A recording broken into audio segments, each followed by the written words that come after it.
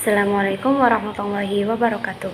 Perkenalkan, nama saya Alia Maulida dengan NIM 24080860046. Di sini saya akan menjelaskan tentang sejarah dan morfologi dari fungi.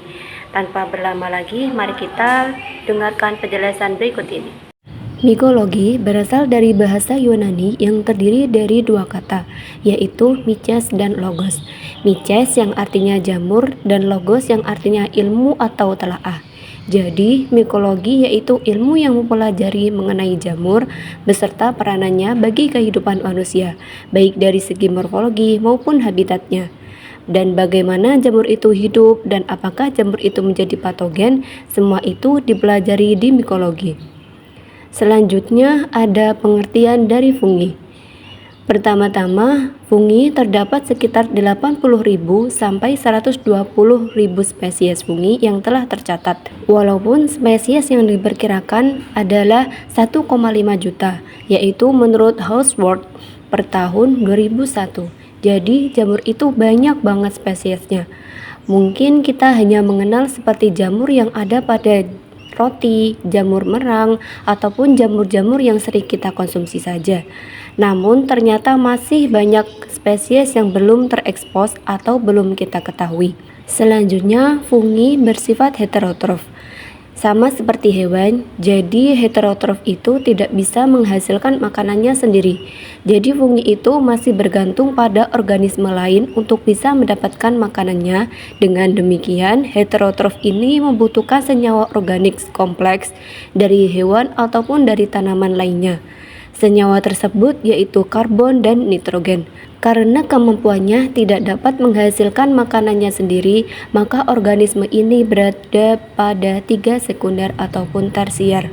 Dahulu, fungi dimasukkan ke dalam kingdom Plantae atau kingdom tumbuhan. Namun, seiring berjalannya waktu, fungi ini dimasukkan ke dalam kingdomnya sendiri, yaitu kingdom fungi. Hal ini disebabkan karena fungi tidak memiliki klorofil, sehingga fungi tidak dapat berfotosintesis. Selanjutnya ada morfologi dari fungi. Sebenarnya fungi memiliki berbagai macam bentuk. Ada yang seperti lonjong, bulat, ada yang seperti tudung, seperti gambar yang tertera, dan lain-lainnya. Yang pertama itu ada pilos. Pilos merupakan tudung. Kemudian ada lamela atau gills yang terdapat di dalam tudung. Kemudian ada juga hifa yang memiliki bentuk seperti benang-benang.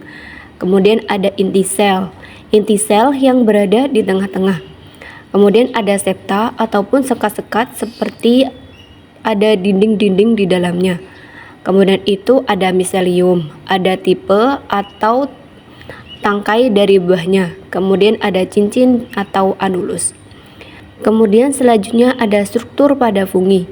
Struktur yang pertama itu ada hifa. Hifa merupakan filamen bercabang yang lebarnya itu sekitar 2-10 mikrometer.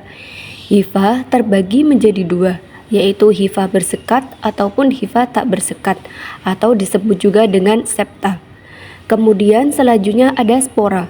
Spora bisa dikatakan sebagai aseksualnya fungi atau jamur, atau bisa juga diartikan sebagai sistem ketahanannya terhadap kondisi buruk. Hifa ada juga yang berbentuk sporangiosfor, ada juga rhizoid, dan ada juga hifastolon. Hifastolon ini membentuk jaringan di permukaan substrat, sedangkan rhizoid yaitu hifa yang menembus substrat. Kemudian ada juga sporangiosfor, yaitu hifa yang tumbuh tegak pada permukaan substrat. Demikianlah penjelasan materi yang telah saya sampaikan. Semoga bermanfaat dan sampai jumpa lagi. Wassalamualaikum warahmatullahi wabarakatuh.